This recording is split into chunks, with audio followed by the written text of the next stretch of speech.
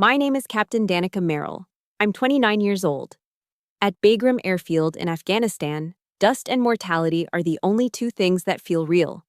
But the most lethal blow didn't come from the enemy. It came from a satellite call from my stepfather, Richard, back in Colorado.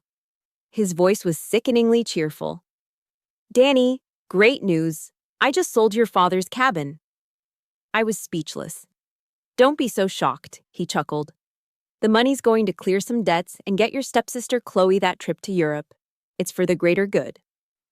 Mine, obviously. Besides, that old shack was just gathering dust, just like your dad's medals."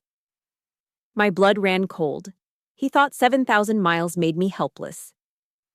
But he knew nothing about the stronghold protection file my lawyer and I had signed years ago. If you've ever had your sacrifices treated as worthless by your own family, let me know where you're watching from. Hit that like button and subscribe, because this is the story of how a soldier used her battlefield skills to win justice right here at home. The satellite phone clicked off, but Richard's voice lingered in the dry Afghan air, a toxic echo in the silence of my small quarters. There was no screaming, no throwing things against the thin plywood walls. The rage that surged through me was too immense for such a small release. It was a cold, heavy thing, a block of ice forming in my gut. My training took over before my heart could shatter. I walked numbly to the makeshift latrine, the floor gritty with sand that got into everything.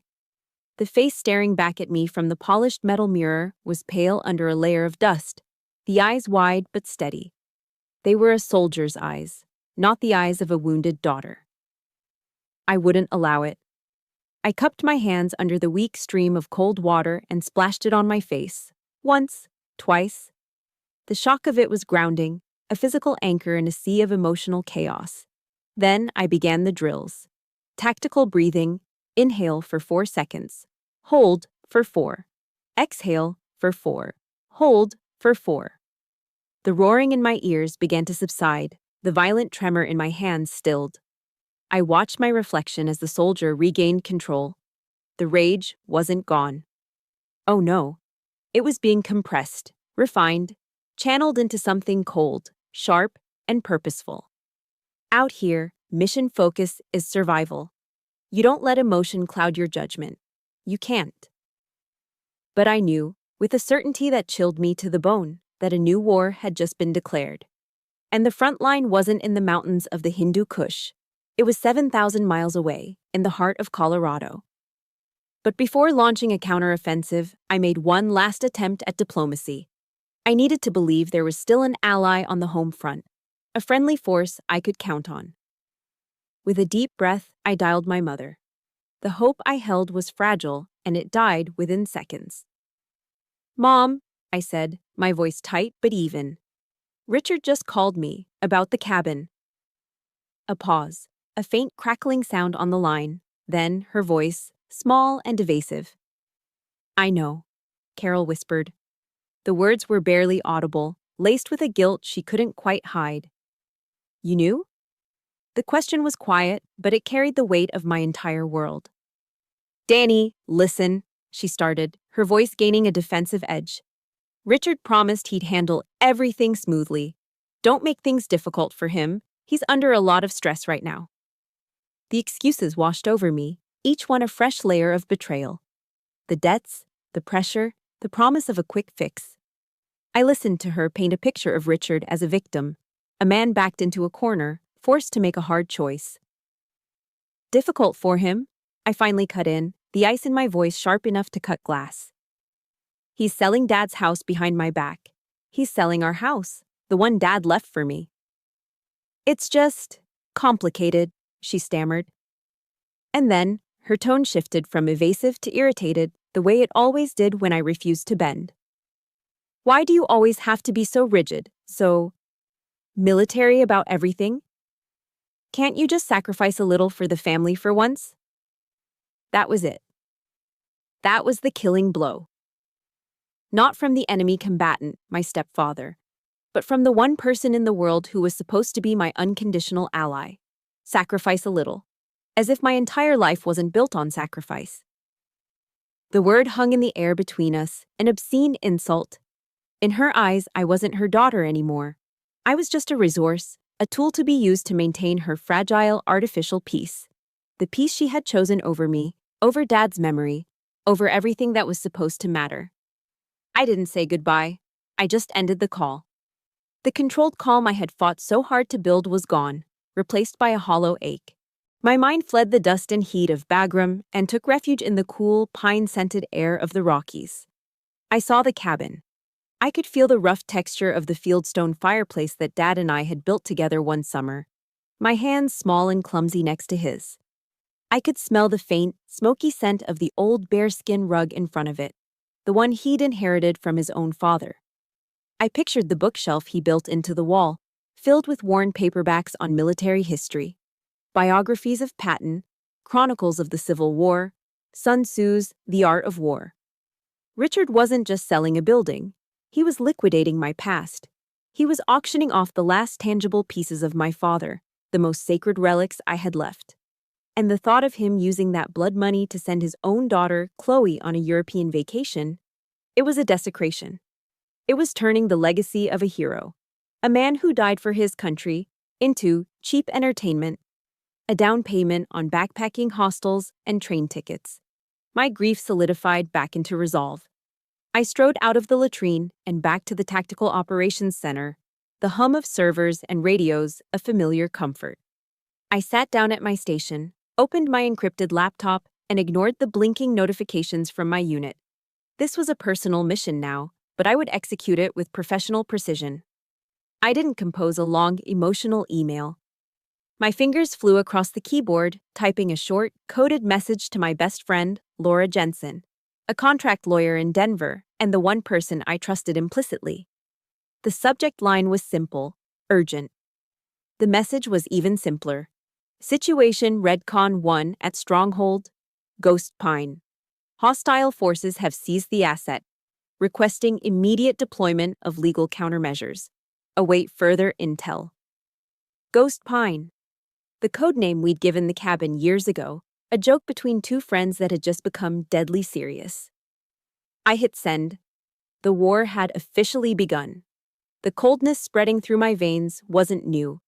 It was a familiar ghost, pulling me back to another time, another holiday, when my dreams were sacrificed for someone else's comfort. Lying on my cot in Bagram, the harsh glare of a single fluorescent bulb overhead, I felt the ghost of that old, familiar coldness seep back into my bones. My mother's betrayal wasn't a fresh wound. It was the tearing open of a scar I'd carried for over a decade. A scar that was carved into me on what should have been one of the proudest days of my young life. The memory pulled me back across the years, back to the clatter of silverware and forced smiles of a Thanksgiving dinner when I was 18. The air in our Colorado Springs home was thick with the rich smells of roast turkey and sage stuffing. I was buzzing with excitement, practically vibrating in my seat. Just the week before, I'd received my acceptance letter to the United States Military Academy at West Point. It was more than a college acceptance. It was the culmination of every dream I'd had since I was a little girl wanting to be just like my father. It was my future, earned with straight A's, varsity letters, and grueling hours of preparation. I thought, naively, that everyone would share my joy. The whole extended family was there, aunts, uncles, cousins. At the head of the long dining table, Richard sat like a king on his throne. He swirled the amber liquid in his crystal tumbler, Woodford Reserve bourbon, his favorite, purchased with my mother's money. He waited until everyone had a full plate before he cleared his throat, the sound silencing the low chatter around the table. He lifted his glass. A toast, he announced, a smug smile playing on his lips. To Danica. I felt a flush of pride. My mother shot me a quick, encouraging look. To Danica, he continued, his eyes scanning the room, who was about to waste the finest education in the world to learn how to salute and follow orders. But hey, he added with a wink, at least she'll look good in the uniform. A few obligatory, uncomfortable chuckles rippled through the room. The silence that followed was deafening. I looked at my mother, pleading with my eyes for her to say something, to defend me. But she just looked down at her plate, suddenly fascinated by the task of carving a slice of turkey. She wouldn't meet my gaze. In that moment, her silence was louder than his mockery. It was an endorsement. The humiliation burned in my cheeks, hot and sharp. I spent the rest of the dinner pushing mashed potatoes around my plate, the festive meal turning to ash in my mouth. Later, as dessert was being served, pumpkin pie and pecan pie, my favorites, Richard began handing out presents. He had a flair for grand gestures, especially when they weren't on his dime. He presented my stepsister, Chloe, who was 16 at the time, with a small, iconic blue box tied with a white ribbon. "For my princess," he cooed as she opened it to reveal a delicate silver necklace from Tiffany & Co. She squealed with delight, and he beamed. Then he turned to me. He reached into his pocket and pulled out a plain white envelope. He slid it across the table. "Here you go, Danny." I opened it. Inside was a single $50 bill. "Go buy yourself some thick socks," he said, taking a loud sip of his bourbon. "I hear the winters in New York are brutal." The message was crystal clear, delivered with the precision of a surgeon. Chloe, his princess, was an object to be adorned and cherished. I, the soldier, was merely functional, practical. My value was in my utility, like a pair of warm socks. The $50 felt like a dismissal, a final pat on the head to the family workhorse. I couldn't take it anymore. I excused myself from the table, the lump in my throat so tight I could barely breathe. I fled to my childhood bedroom and finally let the tears I'd been holding back fall, silent and hot on my face. A few minutes later, the door creaked open. It was my mother. For a wild, hopeful second, I thought she had come to comfort me, to tell me that Richard was a fool and that she was proud of me. Instead, she came with advice. She sat on the edge of my bed, not touching me, her hands folded primly in her lap. "You know how Richard is," she began, her voice a placating whisper. "He was just joking. You can't be so sensitive, Danny. The more you react, the more he'll push your buttons. You just have to learn to let it go. For the sake of keeping the peace. Keep the peace." The same hollow words she'd used on the phone just moments ago in my memory. Her advice that night taught me a devastating lesson. My feelings were an inconvenience. My pain was a disruption.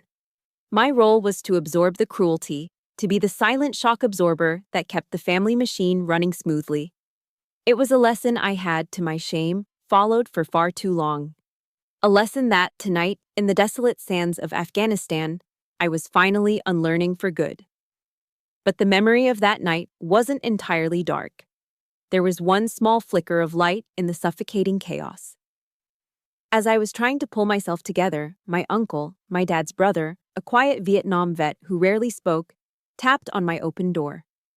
He gestured for me to follow him out to the back porch. The cold November air felt good on my tear-stained face. He didn't say much. He didn't have to. He just reached into the pocket of his worn denim jacket and pulled out a small leather-bound book. He pressed it into my hand. "Meditations, by Marcus Aurelius," he said, his voice raspy. "The greatest generals in history read it. It'll teach you how to make your mind a fortress. Don't let the little people breach the walls." He gave my shoulder a firm squeeze and went back inside, leaving me alone with the book and the cold, clear stars.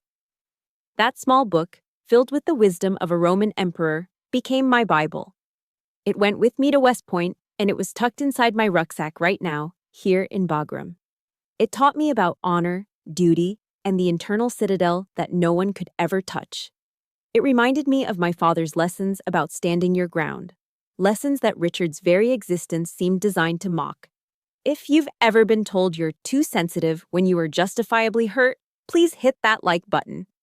And in the comments, just type a simple, "I see you," for everyone else who has been there. It's time we stopped letting people invalidate our pain. Back in my cot in Bagram, the memory faded, leaving only a bitter residue. For 10 years, I had followed my mother's advice. I had stayed quiet to keep the peace. But as I looked at the encrypted message confirmation on my screen, a question burned through the fog of the past. Why did I keep hoping they would ever change? The answer to the question that had haunted me for a decade, why did I keep hoping they would change, was simple. I wouldn't. Hope was a passive strategy, and I was done being passive. Sitting there, in the muted chaos of the operations center, I shifted from grieving daughter to military intelligence officer. The target was identified. The objective was clear. It was time to mobilize my assets. There was only one person to call first. My best friend since kindergarten, my unofficial legal counsel, my rear guard. Laura Jensen. The satellite connection was surprisingly clear. When she answered, I didn't waste time on pleasantries or tears. We had a language of our own, forged over 30 years of friendship and sharpened by my years in the service. Laura, situation report, I began, my voice as flat and steady as if I were briefing a superior officer. There was a half-second pause on her end, and I could picture her instantly sitting up straighter in her high-rise office in Denver's Lodo district, her lawyer brain kicking into high gear. Go ahead, Captain, she replied, her tone matching mine. Professional. Focused. The adversary's name is Richard Stone, I stated. He has executed a hostile action in an attempt to seize a joint asset, Stronghold Ghost Pine. Initial intel suggests he has misled a real estate agent and potentially forged signatures to secure a sale. This wasn't just a way to cope, it was how we worked best. By stripping the pain away and treating it like a tactical problem, we could operate without emotion clouding our judgment. We could be efficient. We could be lethal. Understood, Laura said. I heard the distinct click-clack of her keyboard. Accessing the Steel Covenant now. The Steel Covenant was another one of our code names, this one for the ironclad co-ownership agreement we had drafted right before my first deployment. It was my one condition for allowing my mother and Richard to live in the cabin after I inherited it. Laura had structured it like a fortress. He doesn't have a chance in hell, Danny. Laura's voice was laced with cold confidence. I could hear the scroll of her mouse. Here it is, encrypted PDF. This agreement explicitly states that any transaction, sale, lease, transfer of any kind, requires the physical presence of both signing parties, you and me, before a registered notary public. Legally speaking, his sale agreement is toilet paper. He just walked himself onto a minefield. A wave of relief, so potent it almost made my knees weak, washed over me. I figured as much, but he's created a mess that needs to be contained. Consider it contained, she said. What's your next order? This was where my training kicked in, commander's intent. I didn't need to micromanage Laura. I just had to give her the mission objective. I need target intelligence, I commanded. The agent's name, the brokerage firm, the buyer's name. I want to know everything about them. Are they accomplices or just victims of his con? Already on it, Laura said, her typing speeding up. I can access public records and a few other legal databases. I'll have a preliminary dossier for you within 2 hours. You just focus on staying safe over there. I've got the home front. Her words were a shield. For the first time since Richard's call, I felt like I could breathe again. Then her voice softened, losing the military cadence and becoming the voice of the girl I grew up with. Hey, Danny. Yeah? You know that bottle of Macallan 18 we were saving for your homecoming? I pictured it instantly, sitting on the top shelf of her bar cart, gathering dust and anticipation. I remember. It's now our victory bottle, she said, and I could hear the fierce loyalty in her voice. I'm not opening it until we're sitting on that cabin porch again, together. I promise. Tears pricked my eyes, but I blinked them away. Copy that, Jensen. We hung up. My second call was to a far less secure line, a crackly video connection to a small town in the foothills of the Rockies. The grizzled, familiar face of Sergeant Peterson, USMC retired, filled the screen. He was wiping down the polished wood of his bar, a place that was an unofficial VFW hall for veterans in the area. Sarge had served with my dad. He was as close to a link to my father as I had left. He squinted at the screen. Meryl, you look like hell. Good to see you too, Sarge, I said, a small smile touching my lips for the first time that day. I kept it brief. Sarge, Richard is trying to sell the cabin. The friendly crinkles around his eyes vanished. His face hardened into the granite expression of a Marine drill instructor. The rag in his hand stopped moving. "That son of a bitch," he growled, his voice a low rumble. "Listen to me, kid. Your father didn't raise a soldier to retreat. You fight for that ground the way he taught you. You need a character witness, someone to testify to your father's wishes for that place. You call me, I'll be there in a heartbeat." His words were like a shot of adrenaline. He was my reserve force, my moral high ground. My father's legacy wasn't just in me. It lived in the men he served with. Men of honor who understood what that cabin represented. It wasn't just property, it was a memorial. "Thank you, Sarge. That means more than you know." "Hoorah!" he grunted, and the screen went black. Watching the pixels of Sarge's determined face fade, I knew my flanks were secure. With Laura as my legal artillery and Sarge as my character witness, I was no longer a lone soldier fighting a defensive action. I was a commander with a fire support base. Back in Denver, Laura was already moving. A few minutes later, an email notification popped up on my screen. It was from her. The subject line read, "Operation Ghost Pine. Phase 1 initiated." The first shots had been fired. The flight back to the States was a blur of engine noise and anticipation. My request for emergency leave had been approved with surprising speed, and within 48 hours, I was touching down at Peterson Air Force Base. I didn't even stop to change. I drove my stored Jeep straight from the base to my small rental apartment in Colorado Springs, still wearing my desert camouflage uniform. The grit of Afghanistan was still on my boots and under my fingernails. I wanted him to see it. He was already there, as I knew he would be. Richard was leaning against his leased black BMW, a picture of smug impatience. He'd clearly been waiting, planning an ambush on my home turf. He didn't wait for an invitation, just pushed off the car and followed me up the walkway as I unlocked my door. "We need to talk," he said, his voice carrying the tone of a man used to being in charge. I didn't answer him. I stepped inside, and he followed, closing the door behind him with a decisive click. I walked to the center of my small living room and calmly set my duffel bag on the floor. Then I turned to face him. I planted my feet shoulder-width apart, straightened my spine, and crossed my arms over my chest. I didn't say a word. I just looked at him, my gaze level and unwavering. It was a lesson I'd learned at West Point. Command presence. You can control a room without ever raising your voice. Sometimes the most powerful weapon is a calculated silence. He was visibly thrown off balance. He had expected tears, or yelling, or pleading. He had expected the emotional 18-year-old from Thanksgiving dinner. He was not prepared for the soldier standing before him. He recovered quickly, reverting to his default setting, manipulation. He launched into his well-rehearsed performance, his voice dripping with false sincerity. He talked about his debts, the bad real estate market, the weight of carrying the family on his shoulders. He was trying to paint himself as the hero, the man making tough choices for the good of the family.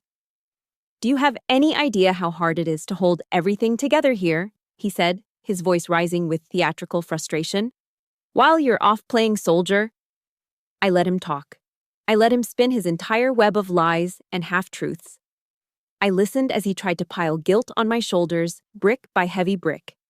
When he finally ran out of steam, the silence stretched between us, thick and heavy. Then I spoke. My voice was low, devoid of any emotion except a chilling clarity. "I don't play games, Richard," I said. "I serve. And while I was serving, you attempted to commit grand larceny. Do not confuse the two." The word larceny hung in the air like a foul smell. His face flushed a deep, angry red. "That's a ridiculous accusation. It was a business deal. I have a signed contract." "You talk about contracts," I said, taking a slow, deliberate step toward the small desk in the corner. I opened my laptop. "Let's talk about contracts." I swiveled the screen to face him. "This is an email from my lawyer, sent to me this morning. Attached, you'll find a PDF copy of the co-ownership agreement, the Steel Covenant, that you seem to have forgotten about. It outlines, in no uncertain terms, the legal requirements for any sale." His eyes darted across the screen, his bravado beginning to crack. "And this," I continued, clicking on an audio file, "is a recorded conversation Laura had with your real estate agent yesterday." I hit play. Laura's clear professional voice filled the room.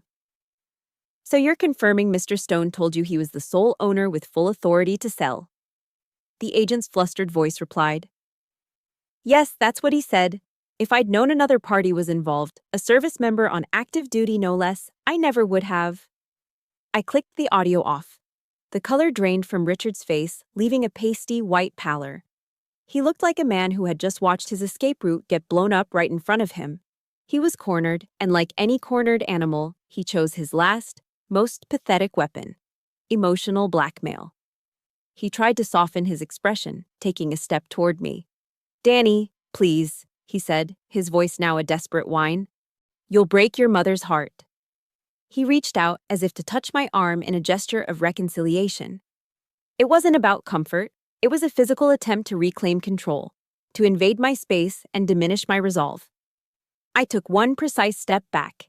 It was a small movement, but it was a declaration. This ground is mine. You are not welcome here. I moved closer to him then, my own presence now overwhelming his. I lowered my voice, infusing it with all the controlled authority I possessed. My mother's heart was broken a long time ago, Richard, and you were the one holding the hammer. I let that sink in for a beat. So now you have two options. Option 1.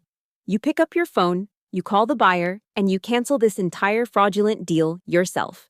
You will tell them it was a mistake. You will make it go away. Option 2. My lawyer calls the district attorney's office at or 900 tomorrow morning and files a criminal complaint for fraud and forgery. You have, I glanced at my watch, 12 hours to make your choice. I walked to the front door and opened it, letting the bright Colorado sunlight flood the room. This meeting is over, I said, my voice leaving no room for negotiation. Get out of my house. He stared at me for a long moment, his face a mask of disbelief and fury. For the first time in his life, Richard Stone had been given a direct order by me. And for the first time in his life, he obeyed it. Without another word, he turned and walked out, slamming the door behind him. The sound echoed in the small apartment. I had won the battle, but I knew, with every fiber of my being, the war was far from over. He wouldn't just give up, he would escalate. The 12-hour deadline I gave Richard came and went. 9 a.m. the next morning arrived with a deafening silence. No phone call, no text message, nothing. He was calling my bluff, betting on the assumption that I wouldn't dare escalate a family matter into a public legal firestorm. It was the classic narcissist's gamble. Push the boundaries, assuming your victim's desire for peace outweighs their desire for justice. He miscalculated. Badly. Laura had anticipated this. At precisely 9:01 a.m., she executed Phase 2 of our operation. A formal demand letter, drafted in cold, unforgiving legalese, was dispatched via courier and certified mail to Richard's real estate agent. It detailed the fraudulent misrepresentation of ownership and threatened a multi-million-dollar lawsuit against the brokerage firm for negligence if the transaction was not immediately frozen and all marketing materials removed. Simultaneously, a copy of that letter was emailed to the buyer's mortgage lender. It wasn't just a shot across the bow, it was a surgical strike on Richard's entire support system. We were cutting him off at the knees. Cornered and panicking, his camp did what desperate people do. They stopped fighting with logic and started fighting dirty. They opened a new front, not in a courtroom, but on social media. My stepsister, Chloe, launched the first volley. She posted a long, rambling diatribe on her Facebook page, a masterpiece of passive aggression and manipulative sentimentality. It was accompanied by a carefully selected photo of her, Richard, and my mother, all smiling radiantly during a past Christmas. The photo was a lie, a snapshot of a happiness that never existed beyond the camera lens. Her post was a work of art. She wrote about her hard-working stepfather who was just trying to keep the family afloat. She painted a picture of me as the cold, successful, but heartless stepsister, an army officer who cared more about an old, dusty cabin than her own family's well-being.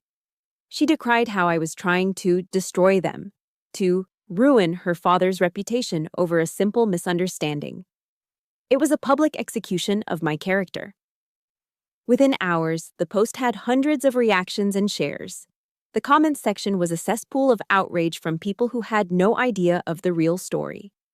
I was called a thankless child, materialistic, a disgrace to the uniform. The digital mob had been summoned, and they were baying for my blood. The final gut-wrenching twist of the knife was a single comment from my own mother, Carol.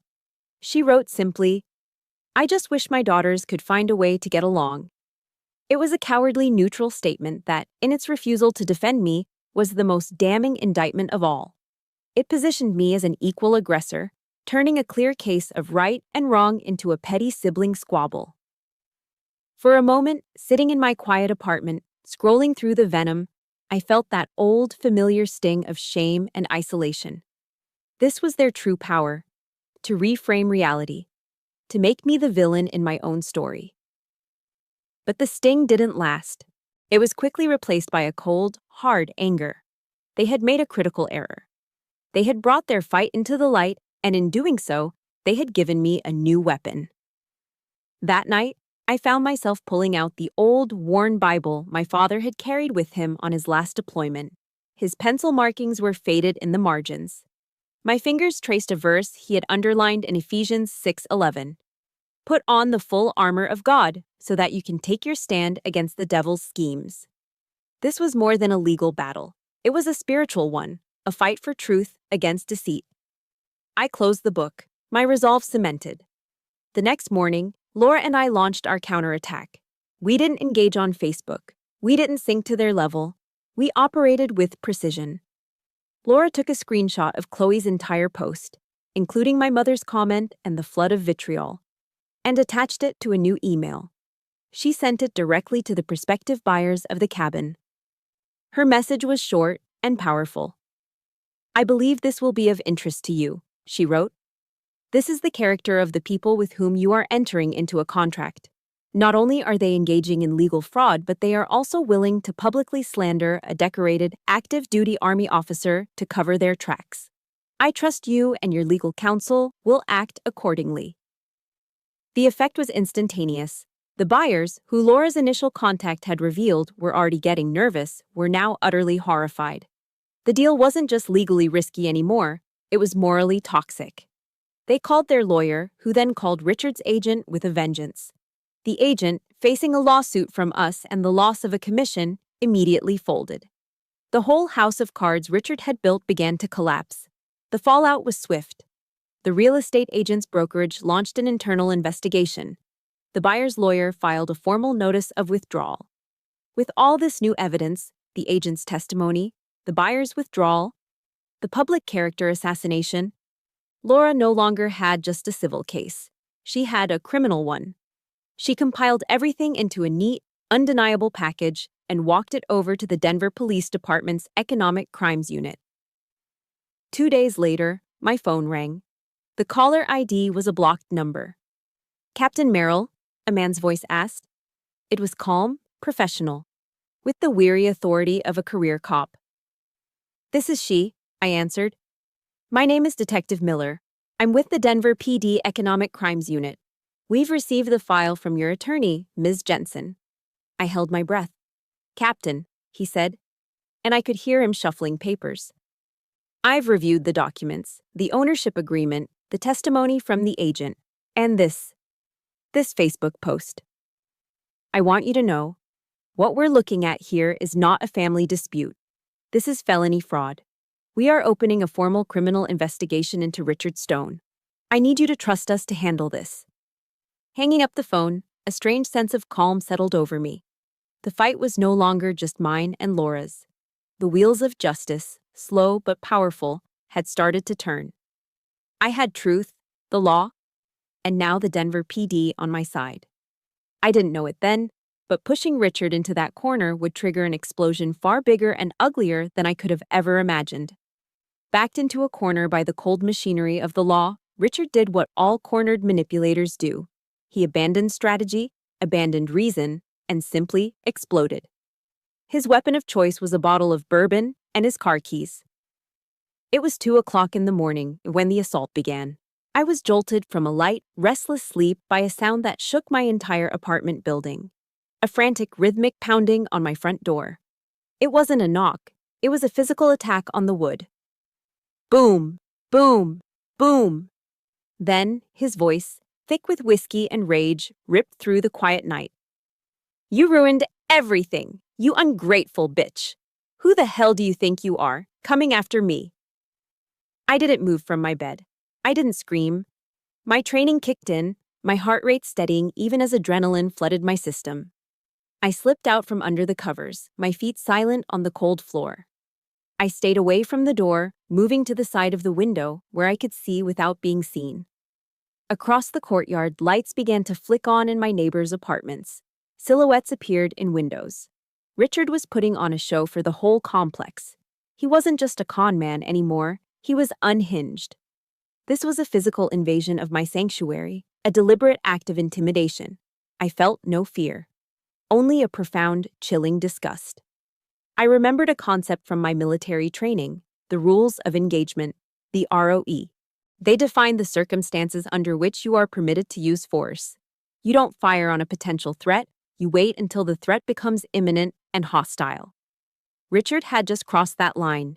He had escalated from a legal problem to a direct threat to my safety. The pounding continued, punctuated by a stream of slurred, vicious insults. But I wasn't the only one listening. My next-door neighbor, a retired firefighter named Dave, was a man who knew the sound of a crisis. I saw his porch light flick on, and then I heard his deep, calm voice on the phone through my wall. Yes, 911. I've got a drunk and disorderly individual attempting to break down my neighbor's door. Within minutes, the silent, pulsing strobes of red and blue police lights washed over my living room walls. The cavalry had arrived. I moved to the peephole then, watching the scene unfold. 2 officers from the Colorado Springs Police Department were on my doorstep, their stances wide and authoritative. Richard was still yelling, pointing a trembling finger at my door, his face puce in the flashing lights. She's in there, the little witch who thinks her uniform makes her better than everyone. The officers were calm, professional. They tried to de-escalate, but Richard was too far gone. When he shoved one of the officers, it was over. In a swift, practiced motion, they had him turned around, his hands cuffed behind his back. The sharp, metallic click of the handcuffs echoed across the silent courtyard. They were reading him his Miranda rights as they guided his sputtering, intoxicated form into the back of a squad car. Only then did I open my door. I stood in the doorway, my arms crossed, and watched them drive him away. In that moment, watching the taillights disappear down the street, every last shred of doubt I might have had evaporated. Every question about whether I was being too harsh, every flicker of misplaced family loyalty, was gone. Richard wasn't just a failed real estate broker with a gambling problem. He was a menace, a reckless, uncontrollable force of chaos. He had crossed the final red line. The next morning, as expected, my mother called. Her voice was a frantic, panicked squeak. Richard's been arrested. Danny, you have to do something. Call them, drop the charges. You can't let him go to jail. I listened patiently, not interrupting her torrent of panicked pleas. She spoke of his reputation, of their finances, of how this would ruin them. Not once did she ask if I was okay. Not once did she acknowledge the terror of having a drunk man trying to beat down my door at 2 a.m. When she finally paused to take a breath, I spoke, my voice as calm and toneless as a frozen lake. Mom, I said, I didn't do this. He did. He made his choices, and now he is facing the consequences. And I am making mine. I hung up the phone before she could reply, cutting off the connection before her toxic brand of peace could poison my resolve. An hour later, my phone rang again. It was Detective Miller. Captain Merrill, he said, his voice all business. We held Mr. Stone overnight. He's facing charges for public intoxication, disorderly conduct, and assaulting an officer. Combined with his behavior last night and the evidence you've already provided, we have a very strong case for felony fraud and harassment. The question now, Captain, is do you want to press forward with the charges? I stood up and walked to the window, looking out at the new day. The sun was just beginning to crest over the sharp peaks of the Rocky Mountains, flooding the sky with brilliant shades of orange and pink. It was a new dawn. If you believe that there are some lines that, once crossed, can never be uncrossed, hit that like button. And if you've ever had to make a hard choice to protect your own peace, just type, "I chose me," in the comments below. Let's stand together. I turned back from the window, my decision absolute. "Yes, detective," I said, my voice steady and clear as the morning sun. "Proceed. He needs to be held accountable for his actions." With those words, I drew the final line in the sand. There was no going back. The rules of engagement had changed. The threat was no longer just financial, it was physical, and I would meet it with the full force of the law. The day before the mandatory mediation session with the district attorney's office, a storm rolled down from the mountains, washing the city in a clean, cold rain. As I stood watching the water streak down my apartment window, my phone buzzed. It was Sarge. "Got something for you," he said, his voice raspy as ever. "Be there in an hour." True to his word, an hour later, his old Ford pickup truck, a vehicle as weathered and reliable as the man himself, pulled into the parking lot. He walked up to my door carrying a small, olive-drab metal box. It was an old military footlocker, the kind used for personal effects, with rust blooming at the corners and a small dent in the lid. He held it out to me with both hands, like an offering.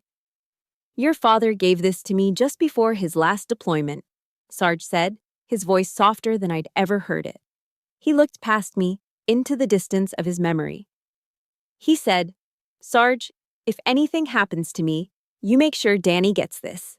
But not right away. Give it to her when she really, truly needs it. I think," he said, his gaze meeting mine again, clear and steady. "Now's that time." He placed the box in my hands. It was heavier than it looked, weighted with more than just its physical contents. It was weighted with history, with a promise kept for over a decade. I thanked him, my voice thick with an emotion I couldn't name, and brought it inside. I set the box on my small kitchen table and stared at it for a long time before finally working the stiff metal latches. They popped open with a loud click, releasing the faint, familiar scent of old paper, gun oil, and my father. Inside, nestled on a bed of faded velvet, lay his legacy. There were a few faded photographs, one of him holding me as a toddler on the unfinished porch of the cabin, both of us grinning, another of him in his dress uniform, looking impossibly young and proud. There was his sergeant's insignia, a bronze compass, and a small stack of letters he had written to me from overseas. And tucked beneath them all was a thick, cream-colored envelope sealed with wax. My name was written on the front in my father's strong, familiar handwriting. My hands trembled slightly as I broke the seal and unfolded the single sheet of paper inside. The letter wasn't long, but every word was a testament to his love, a voice reaching out to me from across the Great Divide. He wrote about the cabin, not as a piece of property, but as a sanctuary. "This place isn't about wood and stone, Danny girl," he wrote. "It's a stronghold of peace. It's where you can always go to find your bearings when the world gets too loud. I want you to always have that." He told me to live a life of courage, to stand for something, and to never ever let anyone make me feel small or devalue my worth. He said he was proud of the woman I was becoming, a woman of honor and strength. Reading those words, a single silent tear traced a path through the dust on my cheek. It was the validation I had spent my entire adult life searching for, given to me by the one man whose opinion truly mattered. But it was the last paragraph that changed everything. It was the secret weapon he had left behind. "I've set up a small trust to handle the maintenance and taxes on the place, so it will never be a burden to you," he wrote. "And to make sure no one can ever take it from you, I had our family lawyer draw up a specific provision in my will. It states that your mother, Carol, has the right to live there for the rest of her life, a life estate, but she never has the right to sell, transfer, or use the property as collateral. Final ownership, absolute and undivided, belongs to you. The documents are with the lawyer's office." I read the paragraph again, and then a third time. My breath hitched in my chest. This wasn't just a wish. It was a legally binding directive. A firewall he had built around my inheritance, around his legacy, years before he died. He had foreseen a threat, and like the good soldier he was, he had prepared a defense. Richard and my mother hadn't just acted immorally, they had deliberately concealed a legal document. They had committed provable, undeniable fraud. This letter was the smoking gun. A profound sense of peace washed over me, extinguishing the last embers of my anger.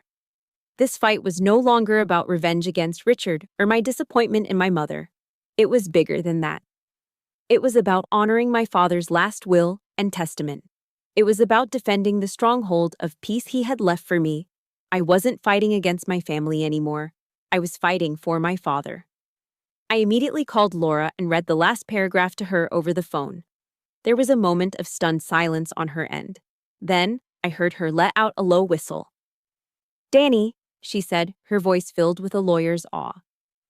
"That's not a smoking gun. That's a nuclear bomb. Get me a high-resolution scan of that letter now. We need to have a handwriting expert verify it, and we need to subpoena the original will from that law firm." I followed her instructions, my hands steady now, my purpose clear. An hour later, she called back. "It's over, Danny," she said, and I could hear the smile in her voice. "Game, set, match. Richard Stone is finished." I looked at the letter lying on my table. Laura was right, the game was over. But it didn't feel like a game anymore. I folded the precious piece of paper carefully, its crisp edges a comfort in my hands. I placed it in the inside pocket of my blazer, the one I would wear to the mediation tomorrow, right over my heart. Walking into that room tomorrow, I wouldn't be walking in alone. My father would be right there with me. The conference room at the district attorney's office was cold and impersonal, designed to strip away emotion and leave only facts. The long mahogany table gleamed under sterile fluorescent lights. On one side sat Richard, my mother Carol, and their flustered, overpriced lawyer. Richard was attempting to project an air of wounded dignity, the victim of a terrible family misunderstanding. My mother was a shrunken figure beside him, her eyes fixed on her tightly clasped hands in her lap. On the other side sat Laura and me, and at the head of the table, commanding the room, was the assistant district attorney, a sharp, no-nonsense woman named Ms. Davies. I remained completely silent, my back straight, my hands resting calmly on the table in front of me. I felt the worn edges of my father's letter through the thin fabric of my blazer pocket. I wasn't a participant in this drama anymore. I was an observer, waiting for the truth to do its work.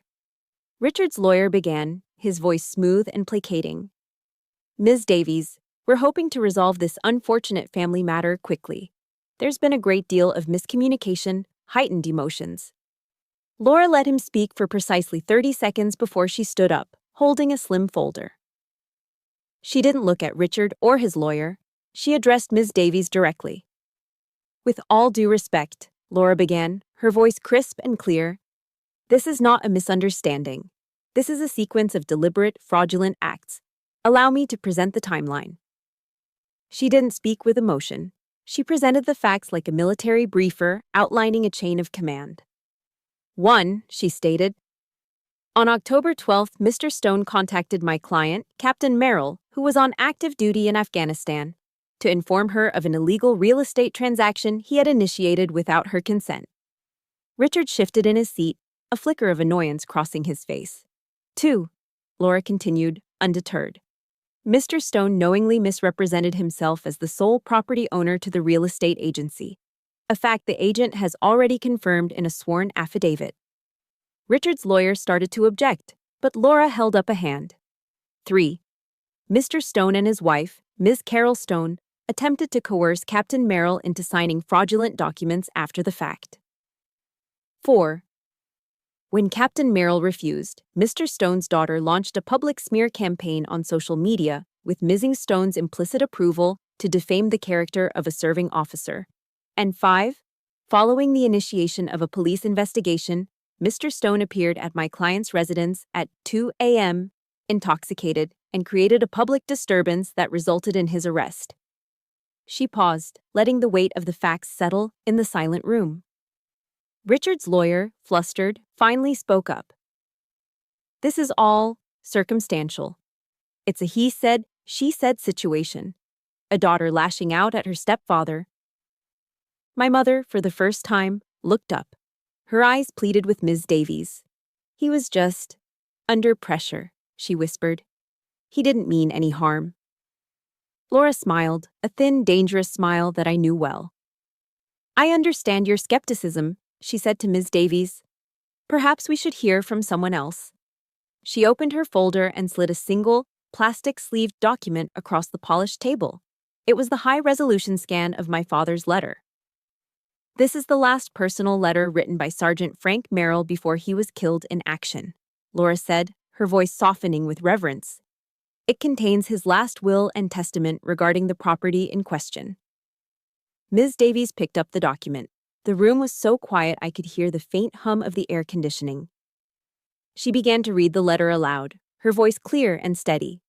She read my father's words about the cabin being a stronghold of peace, about his pride in me.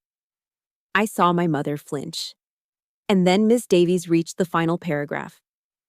And to make sure no one can ever take it from you, I had our family lawyer draw up a specific provision in my will.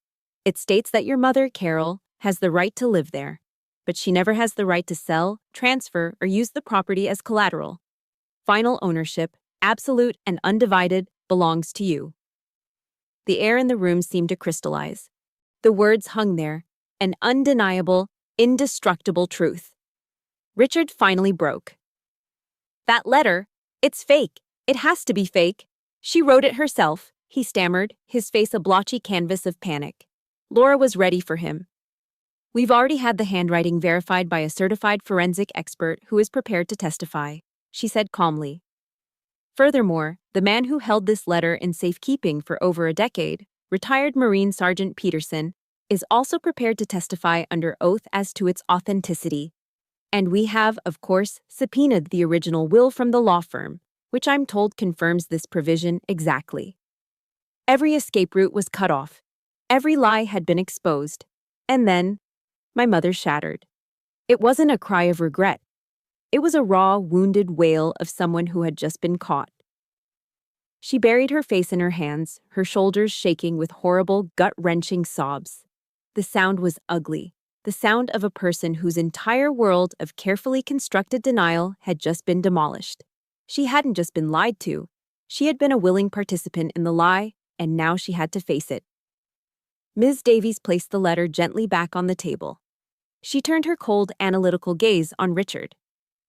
Mr. Stone, she said, her voice devoid of any sympathy. Your options have become extremely limited. You can accept a plea agreement right now for felony fraud, which will include full restitution of all legal fees, a permanent restraining order, and significant probation. Or we can proceed to a criminal trial where, I assure you, you will lose, and you will almost certainly serve jail time. Silence descended on the room, thick and suffocating. It was the sound of lies dying. Richard sat frozen, a statue of a defeated man. My mother just wept, her small choked sobs the only sound in the sterile conference room. The battle was over. And in the quiet aftermath, all that was left was the wreckage. Richard took the plea deal. Faced with the certainty of a trial he couldn't win, he folded. He was convicted of felony fraud, handed a suspended sentence, and slapped with 3 years of probation. The court ordered him to pay my full legal fees, forcing him to sell his precious BMW to cover the cost. The fraudulent sale of the cabin was officially nullified. On paper, it was a total victory, an unconditional surrender. But as I walked out of the courthouse with Laura, I didn't feel the elation I'd expected. There was no triumphant surge of adrenaline, no sweet taste of revenge. There was only a vast, hollow emptiness. The war was over, the enemy was vanquished, but I just felt tired, exhausted to my very soul. Winning, I was beginning to realize, felt a lot like surviving. A week later, my mother called. I almost didn't answer, but some lingering sense of duty made me swipe the screen. She didn't apologize. She didn't ask how I was. She launched straight into a litany of their hardships, the money they owed, the shame Richard felt, how difficult their lives had become. It was the same tired narrative of victimhood, the same refusal to accept accountability. I listened, for one last time, to the sound of her weakness. When she was finished, I didn't argue. I didn't raise my voice, I just stated my own truth. "Are you happy now, Danny?" she asked, her voice laced with a bitter, manipulative edge. "Is this what you wanted?" I took a deep breath, the words coming from a place of profound sadness, not anger. "I'm not happy, Mom," I said softly. "I'm just at peace. And I hope, one day, you find that for yourself." "Mom," I continued, my voice gentle but firm, "I love you. I will always love you. But I can't have both you and him in my life. It's not possible. I am choosing my peace now. When you're ready, truly ready to have a relationship that is just about you and me, you know my number. Until then, I need space." I ended the call before she could respond, before she could try to pull me back into the vortex of their chaos. It was one of the hardest things I've ever had to do, an amputation of the heart. But I knew it was necessary for my own survival. That weekend, I drove up into the mountains. As I rounded the last bend in the gravel road, the cabin came into view, standing silent and steadfast among the tall pines, just as my father had left it. It looked smaller than I remembered, but just as solid. I unlocked the door and stepped inside. The air was stale, thick with the musty smell of disuse and neglect. A thin layer of dust covered everything, and a few of my mother's decorating magazines were scattered on the coffee table, ghosts of a life that was no longer welcome here. I didn't feel anger looking at her things. I just felt a quiet finality. I spent the entire day reclaiming the space. I threw open every window, letting the crisp, clean mountain air rush in, chasing out the old, stagnant energy. I pulled the dust covers off the furniture and beat them outside until clouds of dust motes danced in the sunlight. I found a stack of cardboard boxes in the shed and began to pack. I didn't throw her things away. I carefully wrapped her ceramic knickknacks in newspaper, folded her throw blankets, and stacked her magazines neatly. I packed it all away with a strange sense of detachment, like an archivist handling the artifacts of a forgotten civilization. It was an act not of anger, but of order. An act of respect for the woman she was, but a clear demarcation from the life she had chosen. I sealed the boxes with packing tape and moved them to the small storage shed out back. The cabin was my space now. The boundary was clear. Late in the afternoon, I sat on the porch, exhausted and sore, and pulled out my worn copy of Meditations. I flipped through the familiar pages until I found a passage my uncle had marked for me years ago. Marcus Aurelius wrote, "The happiness of your life depends upon the quality of your thoughts." I realized that for years, my thoughts had been consumed by bitterness, by the injustice of it all. I had given Richard and my mother so much space in my head, rent-free. No more. I closed the book, deciding then and there not to let their poison taint my peace. My final act of the day was the most important. I had called a local locksmith from town, and as the sun began to dip low in the sky, his truck rumbled up the drive. He was a quiet, efficient man who worked quickly, removing the old lock sets and replacing them with new, heavy-duty hardware. He handed me a set of 2 freshly cut keys. "You're all set, ma'am," he said with a nod. After he left, I stood on the porch, the cool evening air raising goosebumps on my arms. The keys felt cold and solid in my palm. I looked out at the spectacular alpine glow, the last rays of sunlight setting the peaks of the Rockies on fire with shades of pink and orange. Holding the new cold keys in my hand, I watched the last sliver of sun disappear. The metallic click they made against each other in the quiet evening was the sound of a new beginning. A sound of security. For the first time in a very long time, the stronghold was truly safe. A few months later, the scent of summer grilling, hickory smoke, and sizzling burgers drifted from the porch of the cabin. Laughter echoed through the tall pine trees. This was a different kind of gathering, a different kind of family. There were no blood relatives here. My guests were my chosen family. Laura was there, her sharp lawyer's wit softened by a cold bottle of Colorado craft beer. Sarge Peterson held court by the grill, telling old war stories to a small group of veterans I had come to know through his bar. These were the people who had formed my defensive line, my support echelon. This was my tribe. As the sun began to set, casting long shadows across the valley, Laura brought out a bottle and 2 glasses. It was the Macallan 18, its dark amber liquid glowing in the twilight. She poured 2 generous measures and handed one to me. She raised her glass. "To Captain Merrill," she said, her voice clear and full of warmth, her toast carrying over the quiet chatter. "Who taught us all what it means to defend your stronghold?" The others raised their bottles and glasses. "Hoorah!" Sarge bellowed, and the toast was met with a chorus of cheers. We drank, and the smooth, peated scotch was the taste of a promise kept, of a victory earned not with bitterness, but with unwavering loyalty. It was the taste of coming home. I didn't return to active duty. My experiences had changed me, reshaped my definition of service. I transferred to the Army Reserve and took on a new mission. I became a consultant for a nonprofit organization that provides legal and administrative support to military families. My war had taught me how to navigate the complex bureaucracy that so often ensnares soldiers and their loved ones. I could turn my painful education into a shield for others. One afternoon, a young specialist, barely 20 years old, sat across from me in my small office. His shoulders were slumped, his face etched with worry. He told me about his ex-wife trying to claim his combat pay and benefits, leaving him with nothing. He looked lost, overwhelmed by a system designed to confuse and exhaust. I looked at him, and I didn't just see a client. I saw a younger version of myself, isolated and under attack. I gave him a calm, reassuring smile. "Don't worry, specialist," I said, pulling a fresh legal pad toward me. "We're going to build a battle plan." For the first time, I saw a flicker of hope in his eyes. I realized then that this was my new legacy. My father had left me a stronghold of peace made of wood and stone. I would build a legacy of strongholds for others, forged from knowledge and resilience. A few weeks after that, on a quiet Tuesday morning, my phone rang. I saw the name on the screen and my breath caught. It was my mother. I hesitated for a moment, then answered, my new boundaries holding firm. Her voice was different. The panicked, brittle edge was gone, replaced by something hesitant, almost fragile. "Danica," she said.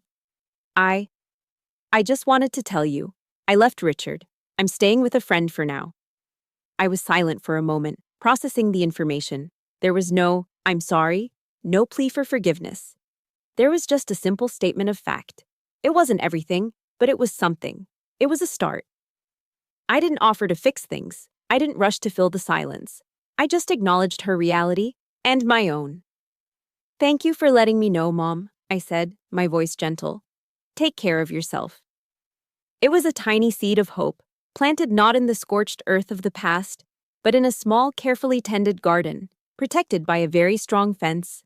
What would grow from it, I didn't know.